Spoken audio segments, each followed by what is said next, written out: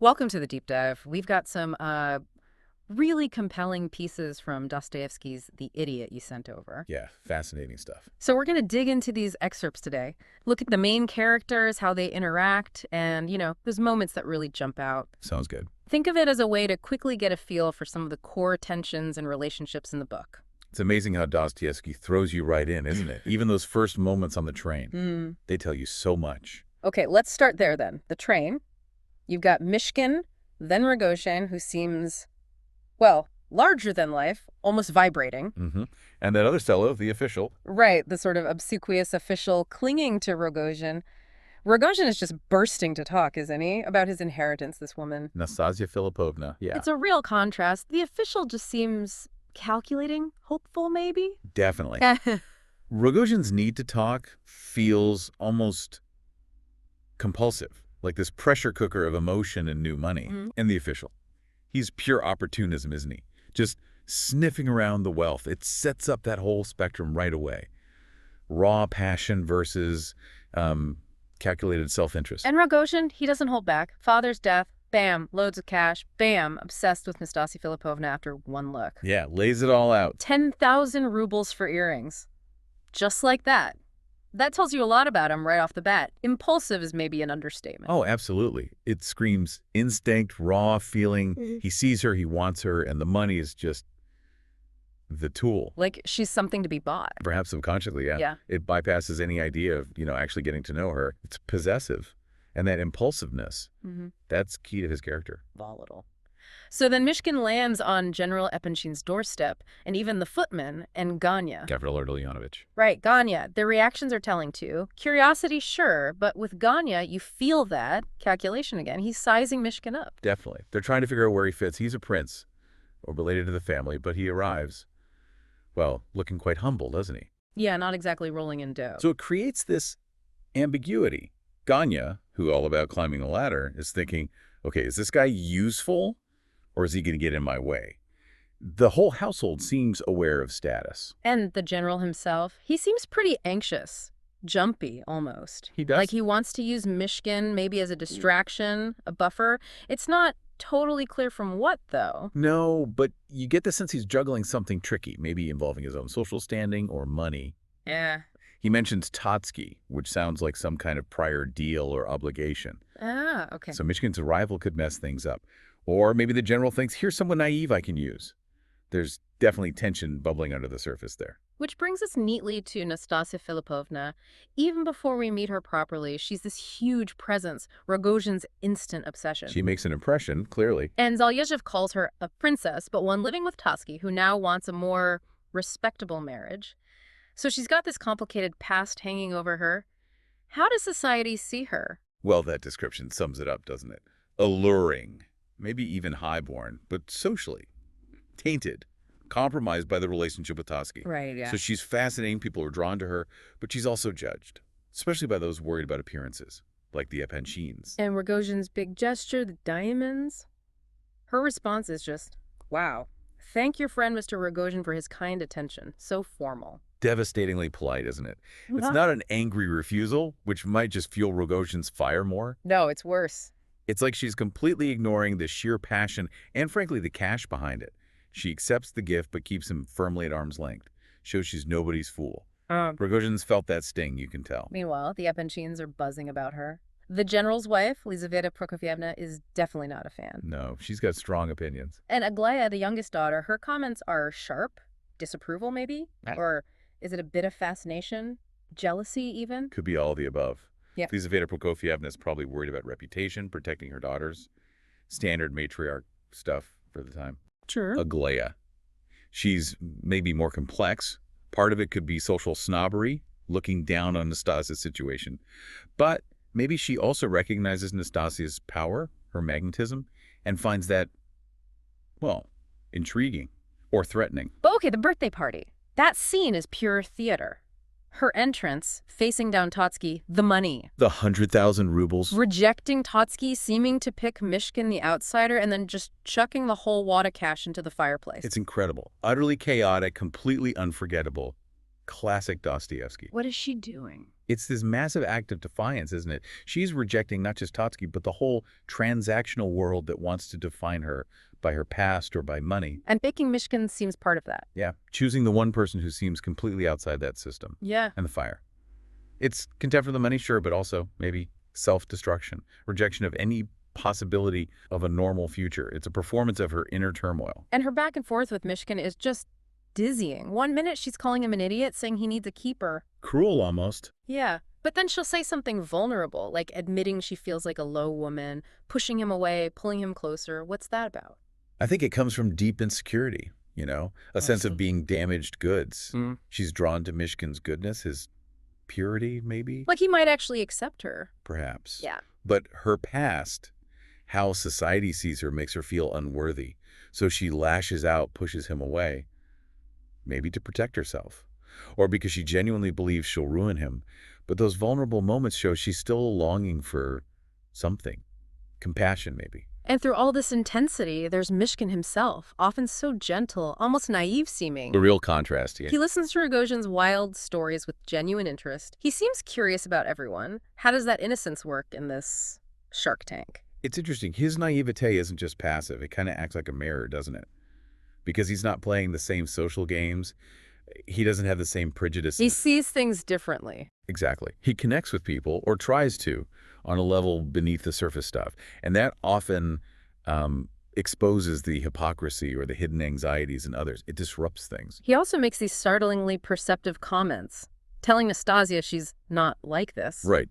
As if he sees her true self beneath the act. And his comments about the Epanchin sisters' faces unsettling them, it's like he has this intuition. Yeah, it's like his lack of social armor gives him this clarity. He sees potential or pain that others mask. It's a kind of raw empathy, even if he can't always explain it rationally. That empathy comes through so strongly in the story he tells about Marie, the Swiss girl. Oh, absolutely. That's crucial. His compassion for her, someone completely ostracized. Why is that story so important for understanding him? It shows his core belief in seeing the human being underneath the social judgment. He offered Marie acceptance when no one else would. That capacity for empathy, for forgiveness, that's fundamental to how he interacts with everyone, especially someone like Nastasya Filippovna, another fallen woman in society's eyes. Though sometimes his goodness makes him seem easily used, like agreeing to take Ganya's secret note to Aglaya. He does seem quite trusting, doesn't he? Maybe unaware of the games Ganya's playing. So is that naivete a weakness here? It definitely makes him vulnerable, yeah. People like Ganya can exploit his sincerity, but it's also what allows him to sometimes break through people's defenses. So it cuts both ways. It's part of his unique impact, but also probably part of his future suffering. And then, completely out of the blue, he proposes to Aglaya. Ha, yeah, that's quite a moment. Her reaction is fascinating. Shock, maybe amusement, but something else too. Is she intrigued? I think so. It's audacious, unconventional. Aglaya seems to value authenticity, despite her background. Maybe she senses something real in Myshkin, even if the proposal itself is socially bizarre. Right. It hints that maybe she sees something in him beyond the idiot label. She doesn't just laugh him off entirely. And underlying all this, we get Myshkin talking about his epilepsy, specifically the aura, that moment before the seizure. That feeling of intense life, heightened awareness. Yeah, almost mystical. How does that condition shape him, do you think? It must give him such a unique perspective. Those moments of blinding clarity, feeling intensely alive, followed by nothingness, oblivion. A huge contrast. It probably fuels his appreciation for life, for moments of connection, but also contributes to that sense of being different, apart from the ordinary flow of things. It adds another layer to his character, this experience of transcendence coupled with fragility. Okay, let's talk relationships. Rogozhin and Nastasya Filippovna. It's electric, but terrifying. Like touching a live wire. Yeah. Intense passion, jealousy, this constant threat of violence simmering underneath. What's fueling that? It's Rogozhin's obsessive, possessive passion meeting Nastasya's own whirlwind of defiance, self-loathing, and maybe even a strange attraction to that very intensity. A dangerous mix. Extremely. His need to own her clashes with her fierce independence, even if it's self-destructive. They can't seem to find a healthy way to connect. It's all attraction and repulsion, love and hate, maybe. And that threat of violence feels baked in from the start. Then there's Ganya. We keep coming back to him. His ambition is relentless. Palpable, isn't it? Everything seems geared towards getting rich, climbing socially. His dealings with the Epanchins, with Nastasya, it's all strategy. What does he represent? He's the embodiment of that social striving, that desperate need for status and wealth in that society. For him, relationships are transactions. Means to an end. Exactly. Yeah. It shows how much importance was placed on money and position and what people would do to get them. He's ambitious in a much more conventional, grasping way than someone like Rogozhin. And the Epanchin family as a whole, Lizaveta Prokofyevna is such a force. Oh, yeah. Formidable. Her personality, the daughter's different reactions to Myshkin. Yeah. It gives us a real window into that social circle, doesn't it? Their norms, their anxieties. Absolutely. They represent the established aristocracy trying to hold on to their position. Lizaveta Prokofyevna guards the family reputation fiercely. And the daughters. Their interactions with Myshkin show the different ways young women then might react to societal pressures versus their own feelings. Curiosity, disdain, maybe attraction. Yeah. Myshkin coming into their world really shakes things up, reveals the cracks in their proper facade. Even seemingly minor figures add layers, like General Evgen. Ah, the general. Yes. With his tall tales, his dependence on Lebedev. He's kind of tragicomic, faded glory. He really is. He speaks to that theme of decline, clinging to dignity, even if it's built on, well, fibs. Yeah. It shows how precarious status could be, and how the fear of being nobody could drive people to create these elaborate personas, both sad and, yeah, a bit funny. And the dynamic between Myshkin and Ippolit, that's another strange one. Very intense. Ippolit, so morbid, focused on his approaching death, railing against everything, and Myshkin just listens with kindness. It's a stark contrast. They're grappling with huge questions, aren't they? Mortality, suffering, meaning. Ippolit is bitter, angry at his fate. Understandably, maybe? Sure. But Myshkin's quiet compassion challenges that bitterness. It forces Ippolit to confront himself. It's a philosophical core to the novel, exploring how we face death and suffering. We also get these little plot twists, like the anonymous letter about Myshkin. Right, causing uproar with Lizaveta Prokofyevna and Aglaia. It injects suspicion, hints at people working behind the scenes. Why does Dostoevsky use things like that? They ramp up the tension, show how gossip and hidden motives work in this society. The letter plays on existing fears, creates new problems, shows how fragile trust is.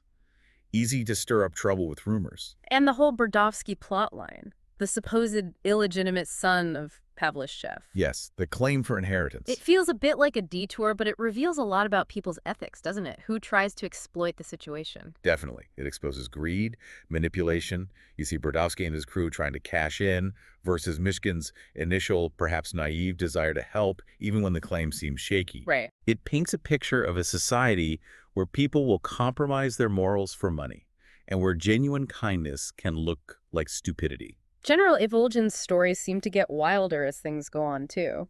He becomes less and less tethered to reality, doesn't he? Yeah, you really start to doubt anything he says. What's going on with him psychologically? It seems like a coping mechanism. As his real-world status fades, he builds himself up with these fantasies. It's about preserving self-worth however he can, a defense against feeling insignificant. And then there's Lebedev, always lurking, always interpreting the apocalypse, always looking for an angle. He's a survivor, isn't he? Slippery. Totally. Seems to understand everyone's weaknesses and how to play them. What's his role in the bigger picture? He's maybe the ultimate opportunist. He adapts, exploits, uses knowledge, even sacred texts, for his own ends. He's the cynical counterpoint to Myshkin's idealism, representing that self-serving side of human nature. Okay, another big moment. Aglaia confronting Nastasya Filippovna. That scene crackles. High drama, absolutely. The tension between them is immense. What's driving that clash? It feels personal. Oh, it is. It's pride, social position, maybe competing ideas of womanhood, and yes, almost certainly their shared connection to Myshkin, however complicated. Aglaia really lets loose. Yeah, her outburst shows her own passionate nature, her jealousy, her frustration with Nastasya's disruptive power. It's tradition versus rebellion, in a way. Then, right at the end of part one, Myshkin just leaves for Petersburg. Abruptly. It does feel sudden. Leaves you hanging. Why does he go? Well, maybe he's just overwhelmed by everything. The intensity, the complexity.